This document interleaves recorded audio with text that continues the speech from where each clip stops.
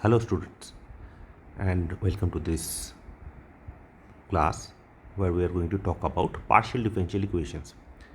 Now, first of all, this is the first such lecture where we are going to talk about what PDEs are. So in short, we call it a PDE, right? Partial differential equation. Now, first of all, we are trying to give you some idea of where exactly, what exactly is a PDE. Okay, so first of all, to understand that, we have to go through what is an ordinary differential equation. Okay, this I am quite sure you guys already know, but still let me give you a definition of an ODE, and from there we are going to motivate what a PDE is. So let's say you have in this thing we are always going to take AB. AB is the first interval I1. Okay, I1 we are going to call it as AB, and you see, let's take a function U. Okay, from I to R, let's say. Yeah, this is an unknown function. This is an unknown function. Okay, whether the function is continuous, not continuous, we don't know. Just this is given that this is an unknown function. Okay, unknown function. And so consider the following relation. So essentially we are going to look at a relation. Okay, following relation. What is the relation? So basically this is a function of x. I am taking it from I1. Okay, and then you have u is u of x, that is. Okay, and then u of x is in R. You see, u of x is in R, and then u prime of x, of course. No, I am not writing the x part always the time, so we write that f of x, u and u prime. Okay, and let's say this is equals to 0. Yeah, and where we'll define f, where f is defined from, see, the first variable is I is varying in I1, right? So I1 times the x, the first variable is x is varying in I1, and the next variable is u. So where is u varying? U is varying in R. See, x is varying in AB, so u of x is in R. So it is I1 cross R cross the third variable u prime, that is u prime of x. Again, that is also in R, right? So f from I1 cross R to R, that's a given function, is a given function. Given, and for now let's just assume that this is a smooth function. Okay, so we call, now you see, let's call this as the equation 1. Okay, so the relation f of x u prime equals to 0, this is the relation. See, for something like this to work out, actually, you see, you need at least u prime should exist at all points x, otherwise this does not make sense. Okay, so we will assume that it is a unknown smooth function. Smooth means at least C1. So whenever in the context of PD I am saying smooth, it is at least C1. In some context it will be C2, depends on what order equation you are talking about, but generally it is C1 or C2. In this case it is C1. C1 means it is continuously differentiable. Okay, right.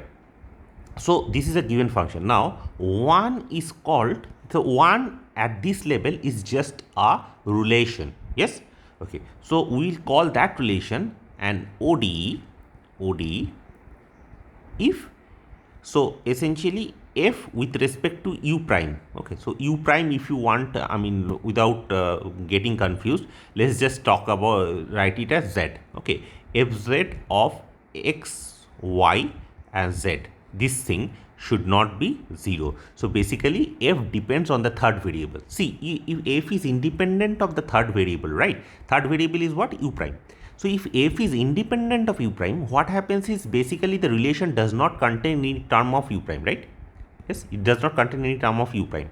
So basically if there is no derivative term involved, then the equation cannot be an ordinary differential equation. There is no derivative, so it can't be a differential equation. It is some sort of equation but not a differential equation. Okay, so one is called an ODE if fz at the point x, y, z is not equals to 0, where we will write u, this variable u. Okay, so basically u of x, if you want you can write it like this. U will call it as y, and u prime will call it as z. Okay, it's just a nomenclature, we are just calling it names.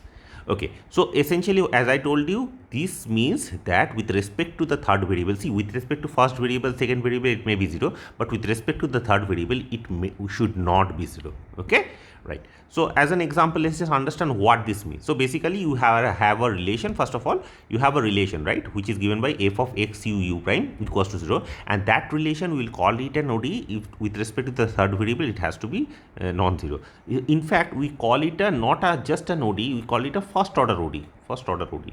Why first order?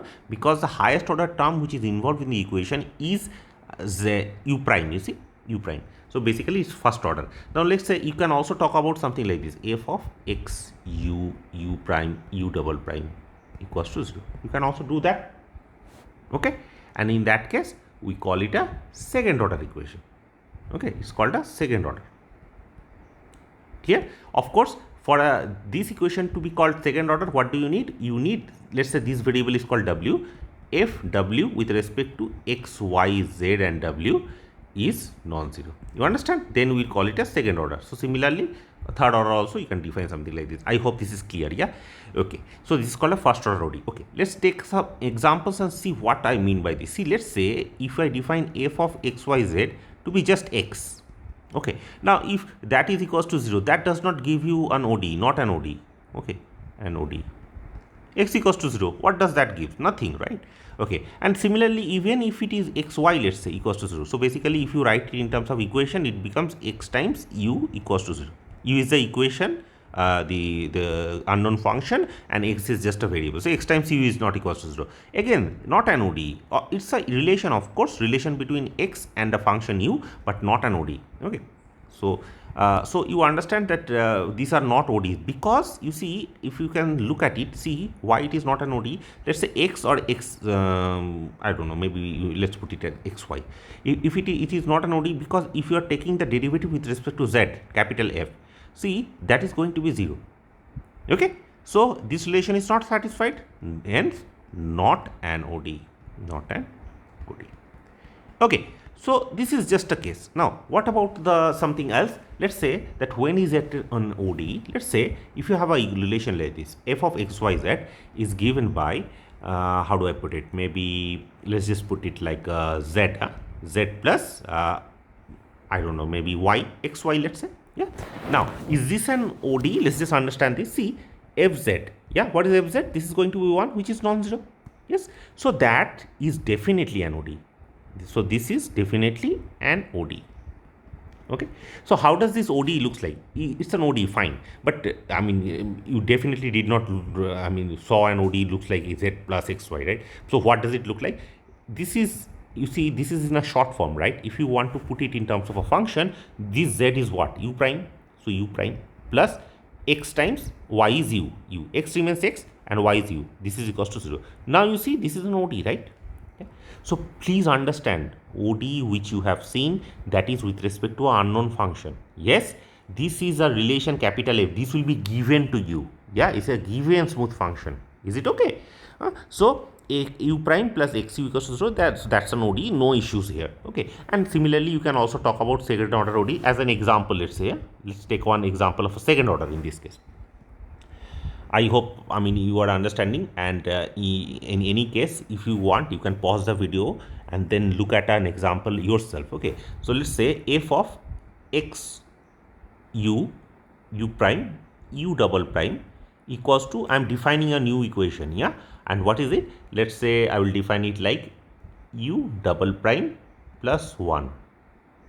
Okay, I can define it like this. So that is f. Now, is it a second order ODE? For to check that, I have to do f of, so basically if you want to write it at f of, this is y, this is z and this is w, then it is f of x, y, z w. You can write it as w plus 1, right? And that will imply f of, with respect to w you have to do, it is second order, so with respect to the highest order, so fw at the point x, y, z and w, this you can see that this is going to be 1, which is again not equals to 0. So this is a second order equation.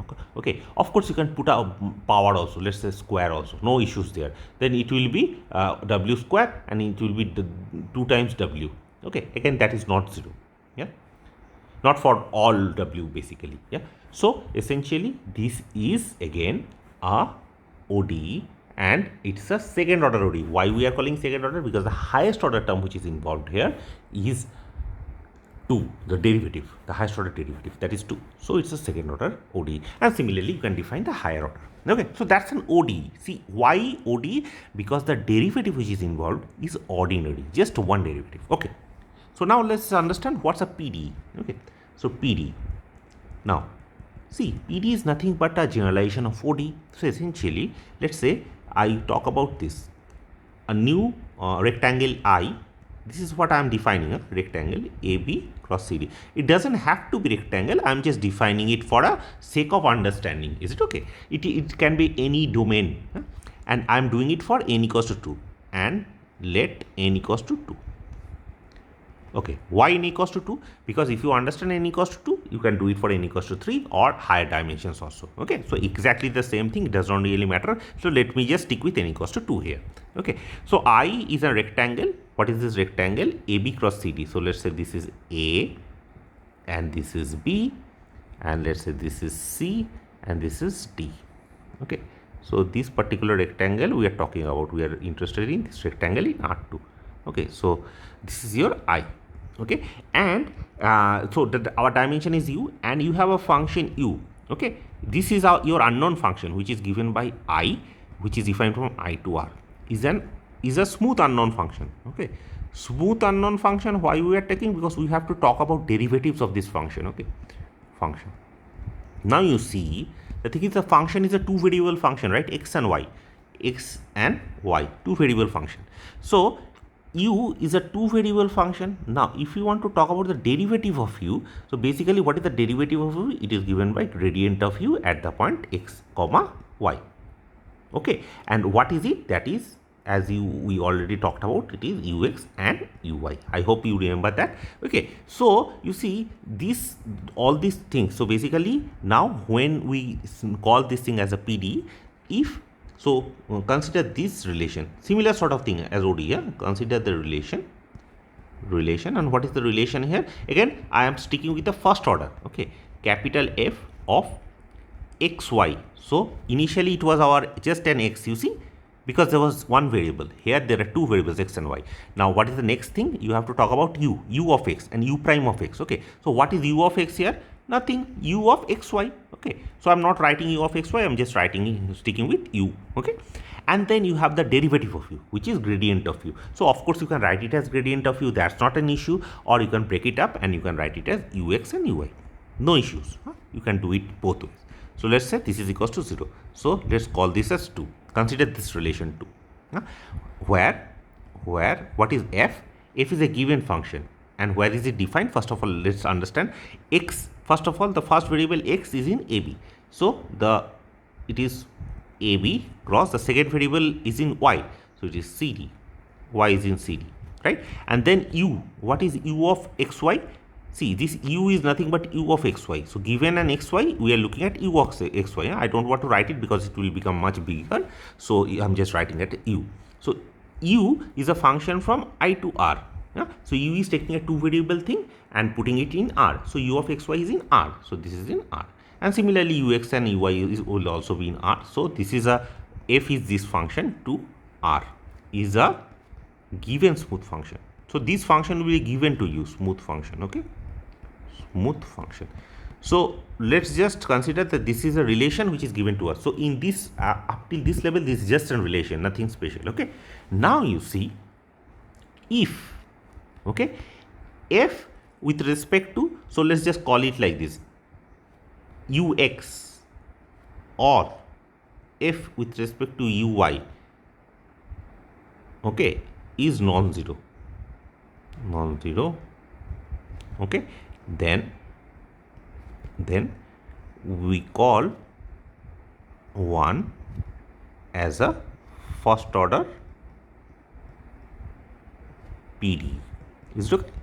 So initially it was first order ODE, here it is first order PD. Again, you understand that why we need this particular non-zero thing, because if both are 0, so let's say if fx and fy, so basically if these both f with respect to ux and f with respect to uy, so I am writing ux, uy, you can just write it in terms of variables. So basically what I mean is this, you can write this as f of x, y, let's say u is z and ux is w, and okay, ux is I don't know, maybe you want to put it pq. Let's just put it pq. Let's say that is equals to 0. That's the equation. So here z is u, p is ux, and q is uy. Let's just assume that. Okay. Now if you assume that, you see f with respect to p, yeah, let's say this is equals to f with respect to q, which is equals to 0. Let if this is equals to 0, you understand, then that will imply that f of x, y, z, p, q will be just a function, some function of x, y, and z. So it is independent of p and q, yeah, and not an ODE in this case, sorry, not an PD. Because if you have to be a PD, it should involve some partial derivatives, but since it is devoid of such partial derivatives p and q, so it's not a PD. Okay, so let's look at an example now. Let's look at an example. First of all, let's look at an example of a f where it is not giving a PD. So let's say f of x, y, z, ux, and uy. This function is given by I don't know, maybe let me put it as x plus yz, some function. You can just make it up, doesn't matter. So let's say this is equals to 0. That's relation given, and when I'm putting it equals to 0, that is the total relation which is we have. So the function itself, the capital F, which is given to us, this is given function. Okay, f of x, y, z, ux, uy is x plus yz. It can be the case, right? And then that is equals to 0. So is it a PD? Not a PD. Not a PD. Why it is not a PD? Because you see, if you are taking f with respect to ux or uy, so ux, uy, we can write it as p and we can write it as q. So f with respect to p and or f with respect to q, they are all going to be 0, right? So not a PD. Okay. So now let's look at things which are PD. So what are the important PDs here? So one very, very important PD is this. So let me, for now, let's just write it as ZPQ. Okay. So f of x, y, z, pq. This is the relation, and I will give you the function which is given here. So let's say this is p plus q. Very simple function. It is a smooth function, mind you. It's just add, I mean, we are just taking two variables, the last two variables, and just adding it. So very nice function, right? Okay, I mean, if you want, you can just add some constants also. Let's say alpha and beta times q, and alpha beta is in r, some constant. Alpha can be 1, beta can be 5, something. Yeah. Now you see, with respect to p or with respect to q, this is not going to be 0. Okay, both are not going to be 0. You can easily check that. So check that f equals to 0 is indeed a PD. Indeed a PD. So how do you check? You just check FP and FP. Now, okay, fine. It's not a, it's a PD. But how does it look like? See, it looks like this. Alpha times ux plus beta times uy equals to 0. Okay, this type of equation, this is a first order equation. Why first order? Because it only involves the first derivatives. Okay, the first order derivatives. So this is called the transport equation. Okay, sorry, not transport. This is called a transport equation. I hope this is clear. Okay. Right. So this is a very, very important example of a PD. Let's just look at some more examples. Let's just understand in a better way. F of x, y, z, p, q. Okay. Let us put it like this.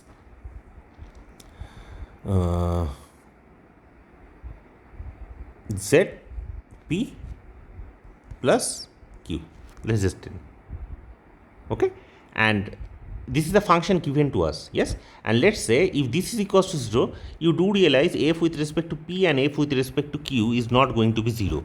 At least one of them is not 0. So basically this is R and PD. And how what sort of PD is it?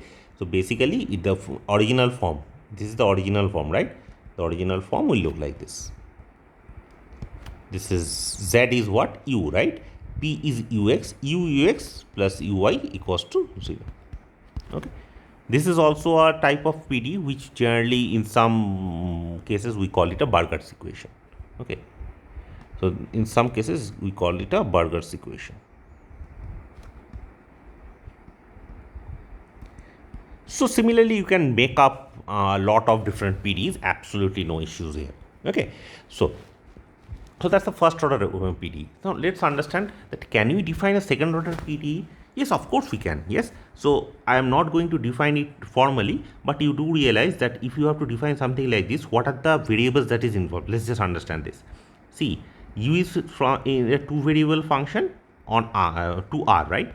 So therefore, if you want to talk about the second derivative, you have what are the terms involved here? Of course, u prime. What is u prime? It is ux and uy, the first order.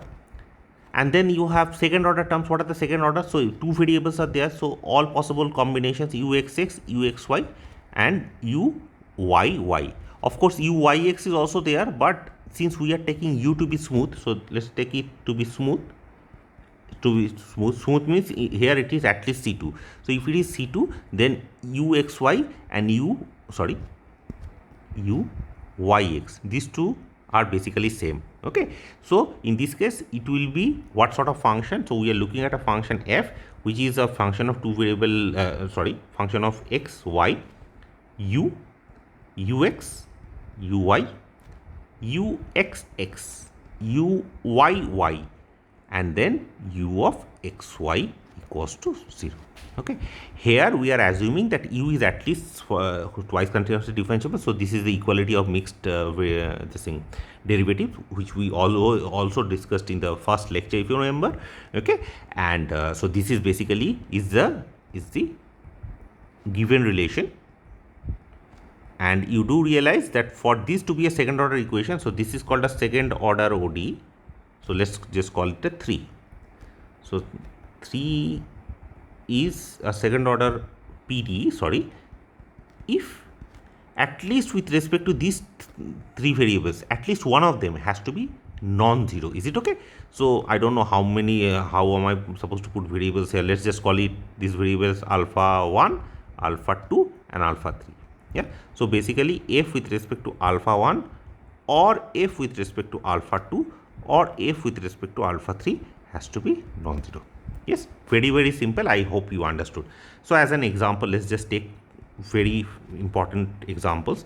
So let's say the first f which we are talking about. So f of x, y, u, let me put it as gradient u. These are ux and uy, I am putting it as gradient u, and these three terms I am just writing. This is a shorthand version. Please don't take literally. This is a shorthand version. I am writing as d2u. Okay, so because I don't want to write it all the time. So these let's just call it as the given function. Let's just put it as alpha 1 plus alpha 2. So basically uxx plus uyy. Let's just keep it this way. Okay, so this you do realize that I mean f with respect to alpha 1 or f with respect to alpha 2 is definitely not going to be 0. So this is an PDE. So this equals to 0, and this PDE is called the harmonic equation. Okay, it's called a harmonic equation. Okay, now so basically any solution of this equation is called a harmonic function. So in that sense it's called a harmonic equation. Okay, right. Let's say I define a new function f of x, y, u, gradient u and d2u. Let's just define a new one. So here I will define it in this way. uxx minus uy equals to 0. Okay, this is called the heat equation. Of course, heat equation, you have seen some time variable t is there, but here I am just replacing that t with y. That's all. Okay, so uxx minus uy equals to 0. Of course, constants can be there. You can accommodate those constants, but here I am just keeping it simple. Okay, right. Let's look at another example. F of x, y, u, gradient u and d2u. So you understand d2u contains all possible second derivatives. So that is why this part is there. So these, let's say I write it as uxx minus uyy equals to 0. Again, you can easily check that this is going to be a second order PD because either one of them is not going to be, both of them are basically non-zero. Okay, this equation is called a wave equation, very important. Okay, see, this harmonic equation is also called a Laplace equation. Okay, it depends on whom you are asking, but generally, I mean, generally speaking, people call it a Laplace equation. You can also call it a harmonic equation. No issues here. Okay, and the thing is, this is a heat equation, and the third one here is a wave equation.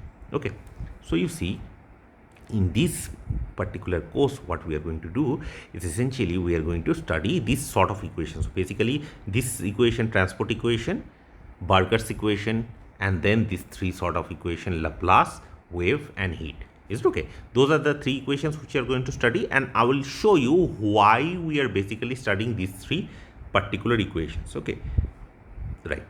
So now that we have the definition in order, what we are going to do is, see, in PD or OD we always put this term, right, that there is a solution. But what is the understanding? What do we mean by a solution? So basically, solution to a PD, let's just understand that. Solution to a PD, what does that mean? Let's just understand that. Okay, so let's say U is said to be, so for now I am just sticking with two variable, dimension is 2, and first order, okay, is said to be a solution. So I am taking this, otherwise you can take it to be higher order also, no issues, exactly the same idea works. So U is said to be a solution of, let's say, f of x, y, u and gradient u, first order. First order I am just taking, and this is an PD I am assuming. So basically, with respect to this variable, it cannot be 0. Okay, so U is said to be a solution of this equation if two conditions. See, for this equation, so let's say f is generally continuous function, right? So with respect to this variable, you are talking about derivatives. For this to be a PD, with respect to this variable, we are talking about derivatives. So basically, we are assuming that at least f is such that the derivative with respect to this third, the last variable exists. Okay, and whenever we are saying derivative with respect to, there is another thing, this variable also contains derivative. You see, gradient of u we are talking about, which is nothing but ux and uy, right?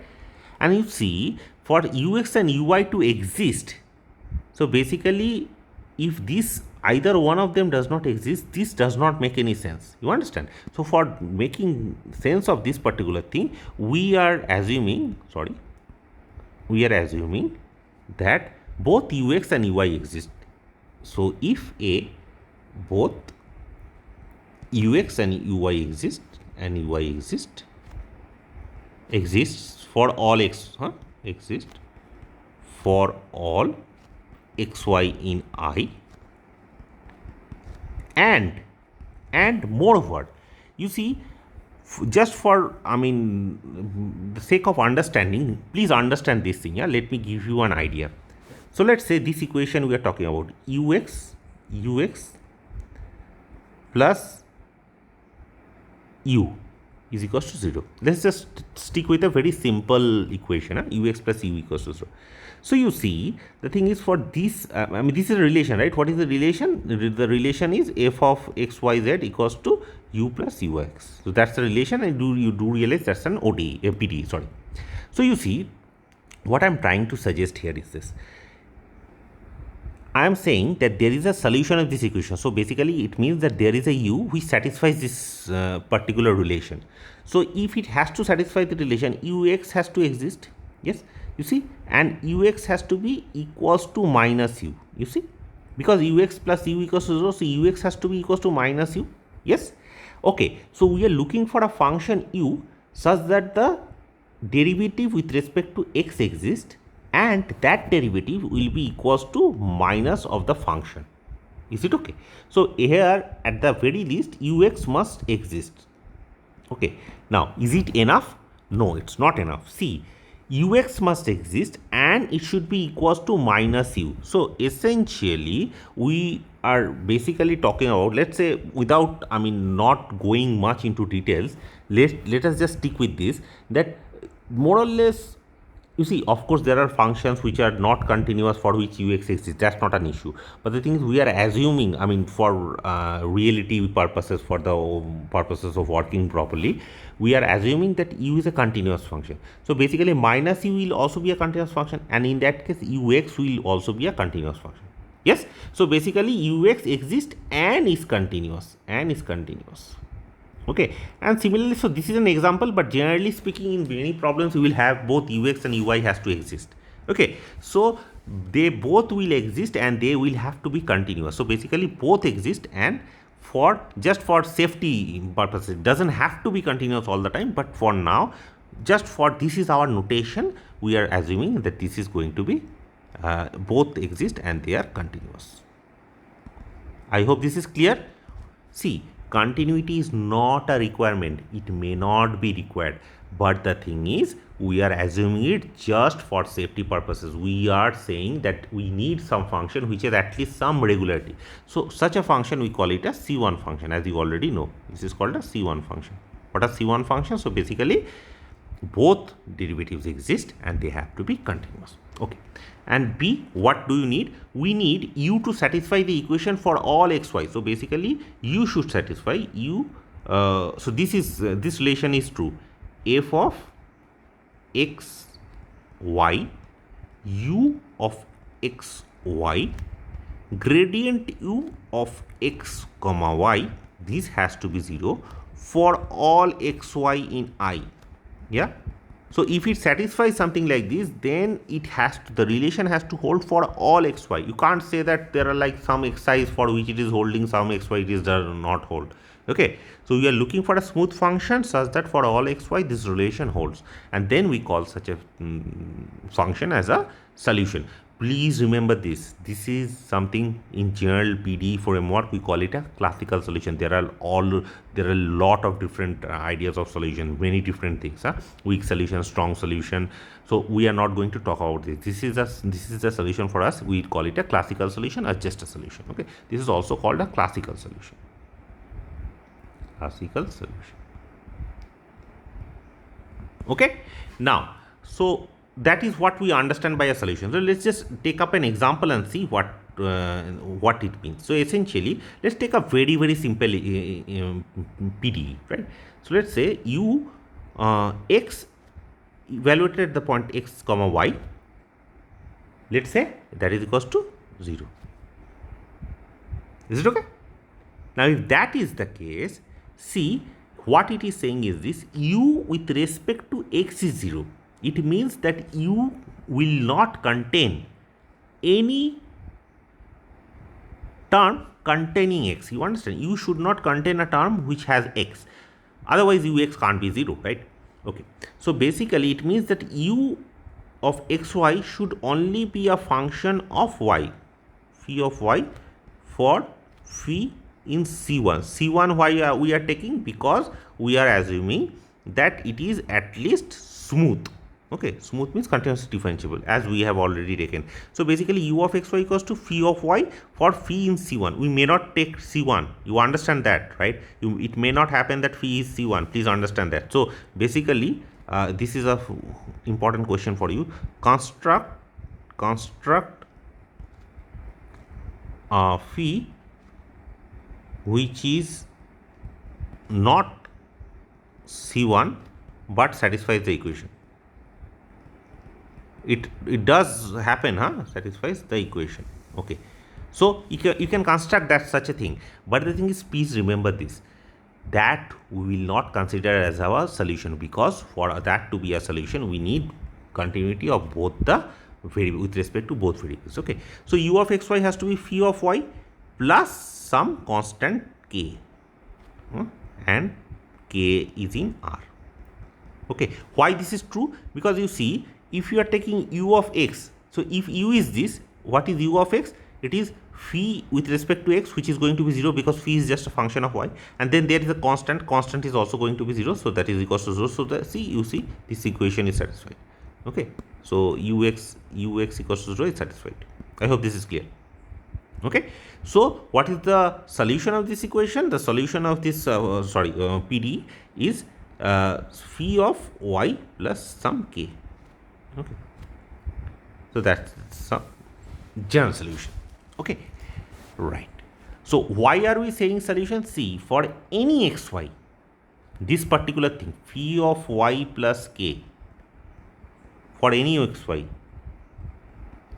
this relation holds, this relation holds, that is true. Another thing, you see, and this k can be anything, it can be 1, it can be 5, it can be 9, doesn't really matter, it does hold. Okay, another thing, that you see why we need this phi to be C1, because if phi is not C1, then U is not C1, and if U is not C1, then this does not satisfy this particular condition, hence it is not a solution. So this is a solution where phi is C1. Please understand this and write it like so. Okay, right. So this is a general solution. What do I mean by general solution? So now let's come to the point of general solution. General solution. So what is a general solution? A general solution to a PD solution to a PD2, PD which is given by 2 is a form of all possible solutions. All possible solutions. So basically you take all possible solutions of some equation, put it together, and we'll call it a general solution. And what happens is, when this general solution becomes a particular solution, so in this case this is a general solution. See, phi is general. Phi can be anything, right, as long as it is continuously differentiable. And k can be anything. K can be 1, k can be 5, k can be 9, doesn't matter. So k can be anything. And now we have something called a particular solution. So what is a particular solution?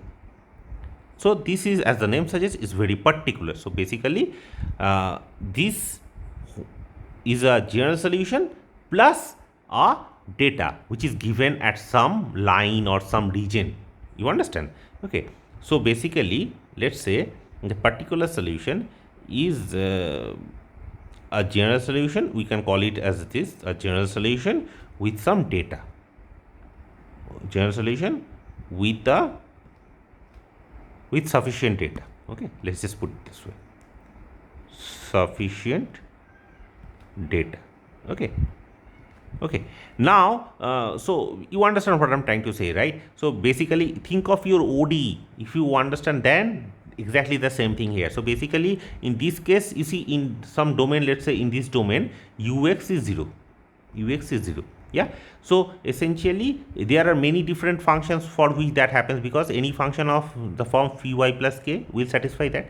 But the thing is, now what I am saying is, you see, let's say there is a part of the domain, this part, where u is equals to, let's say, I don't know, maybe let's put u equals to 0. Then if I am asking how many functions are there, those functions will be a particular solution in this case. Okay, so it particular means it passes through some particular region. That's the point. So you can put it this way, it satisfies some particular sufficient data, okay, or it passes through some particular region, you can also call it that. I hope this is clear to you. Now it may be unique, it may not be unique. The particular, see, general solution of course is not a unique solution. There are infinite solutions that you understand. Now particular solutions also, it may not happen that the particular solution is unique. It may not happen.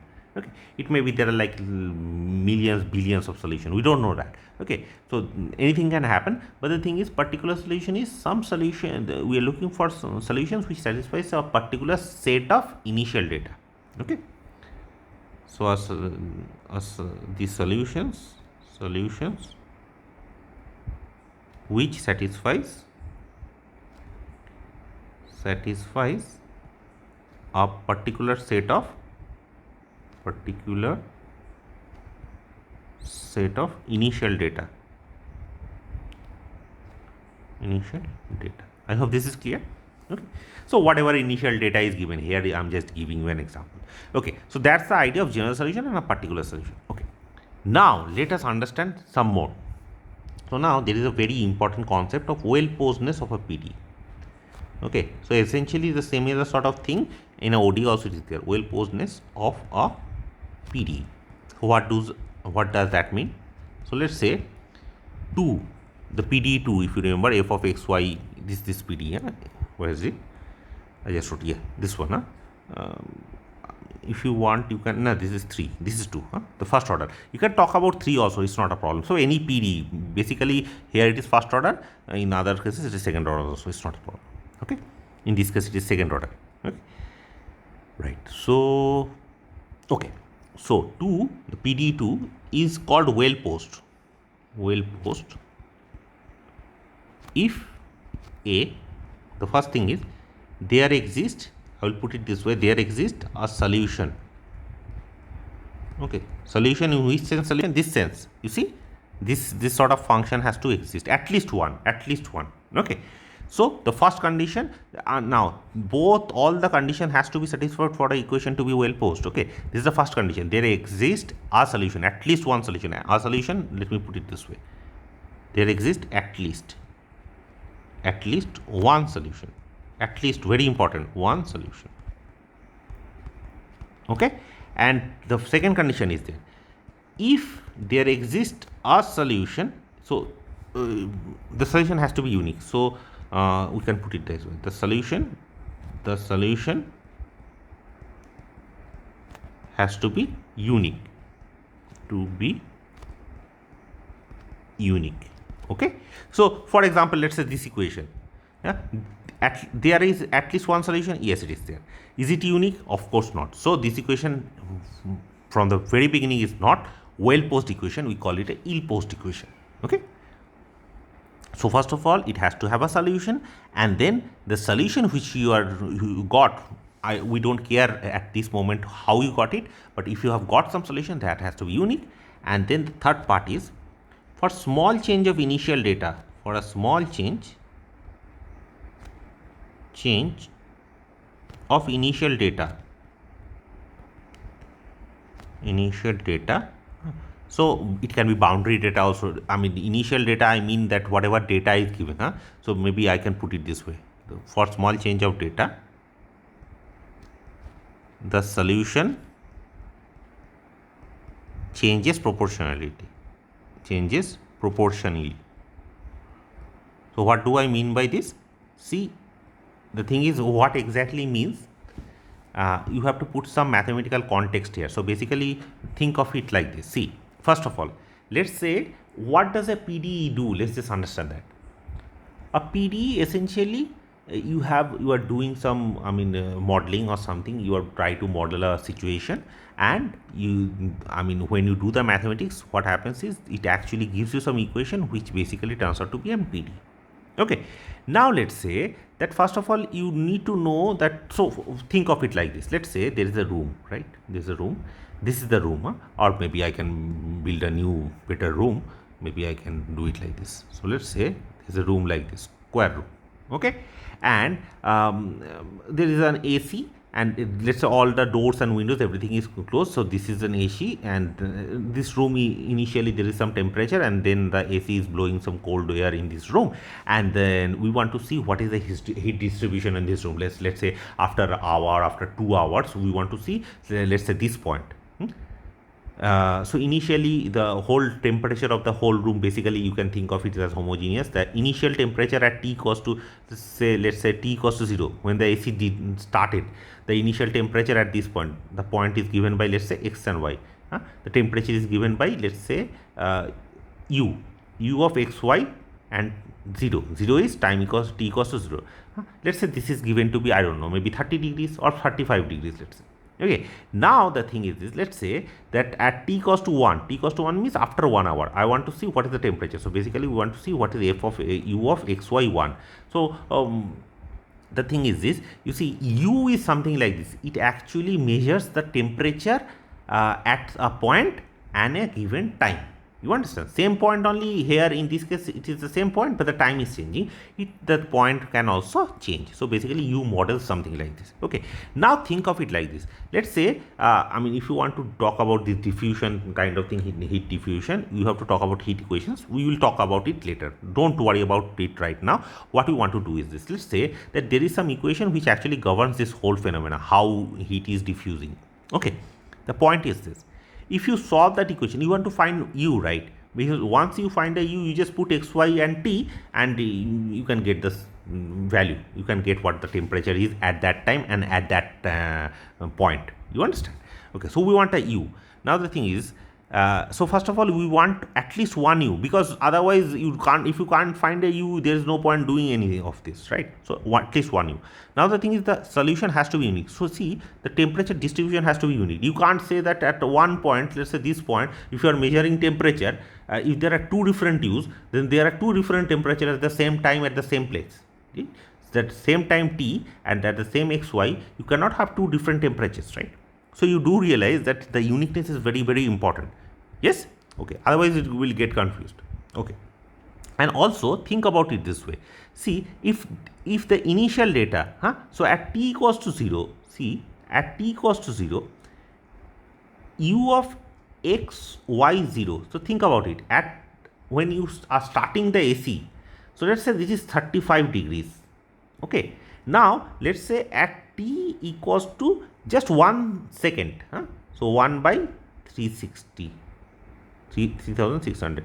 So t very small, very small. I'm just taking something. Then I want to see what is the temperature distribution at the exact same point. I'm not changing the point, but at that time. Okay, 3600. I want to see what is it. So you do realize, I mean, whatever you are, it is doing AC or whatever it is, it will take some time to cool that point, right? Yeah, it will suddenly not jump from 35 to 16 degrees in just a matter of seconds. It can't happen, right? I mean, of course it can maybe in some cases, but generally speaking, practically it is not very feasible. So basically, you see, for small change in time, you see, you are changing time a little bit. You also expect the answer to change a little bit. So basically, for a small time, maybe a little 34.6 or something, 34.5 or 7 degree it became, right? So you expect something like this to happen, that for small change in that time, the temperature also changes a little bit, right? So that is the thing. Small change in data, the solution changes proportionally. Conversely, you can also think of it like this. Let's say at t equals to 0, this is the time. T equals to 0, this is place, the temperature is 35 degree. Okay, and the thing is this, you want to see the temperature as at a see, initially everywhere it is 35 degrees, right? So basically u of x1, let's say this is a point x1, y1 and 0, it is 35. Okay, and there is another point u of x2, y2, 0, again it is 35. So everywhere initially it is just 35 degrees.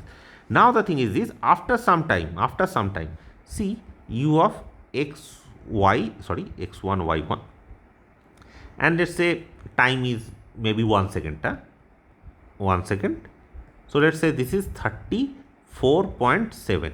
Okay, now you see, if x1 and y1 and x2 and y2, so let's say this is x1, y1 and this is x2, y2, these 2 points.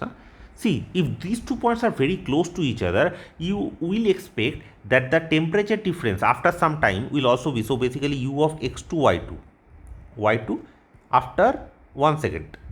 This will also be very, very close to 7.5 maybe. Yeah, very close to this one. You understand what I'm trying to say? It cannot happen that suddenly very two close points will have drastic change in the difference, drastic difference in temperature. That cannot happen, right? I mean, generally speaking. So you see, for small change in data, the solution should also change proportionately. Okay, so if those three conditions are satisfied, we call that PD as a well-posed PD. I hope this is clear now. Yes. Okay. So that's an well-posed PD. Okay, now we want to talk about something a little different. You see, the PD examples which I gave are all linear PDs. What is a linear PD? So let's talk about a linearity of a PD. Linearity of a PD. Okay, see, if the equation f of x u ux, maybe I can put it this way, sorry, f of x, y, u, ux and uy, this is the equation we are talking about, right? This equals to 0 is linear PD if it is of the form, So there is a particular form when we call this a linear. What is the form? If the form is this, for some function alpha of xy times ux plus one second, yes, beta of xy times uy alpha beta plus let's say gamma of xy times u plus alpha beta gamma delta of xy equals to 0. So essentially if it looks like this, where alpha beta gamma and delta are, let's say, smooth functions, then we call this function we call this PDE as a linear PDE. Okay, see, the thing is there is no ux, so basically these terms are not the square or ux, so basically this has to be linear in u and it has to be linear in ux and uy also. Okay, so the coefficient should not contain any ux or uy. So basically alpha beta gamma delta only depends on x and y, so this is called a linear PDE. And let's say if PD is not linear, we call it a non-linear, otherwise we call it a non-linear, otherwise we call it a non-linear PD. Okay, so let's start with an example. Let's just understand with an example. Linear PD, of course, you see all this equation which we have wrote down, you see, you remember ux plus uy equals to 0. You see, in this case alpha is equals to beta equals to 1 and gamma and delta is 0. So basically it's a linear PD.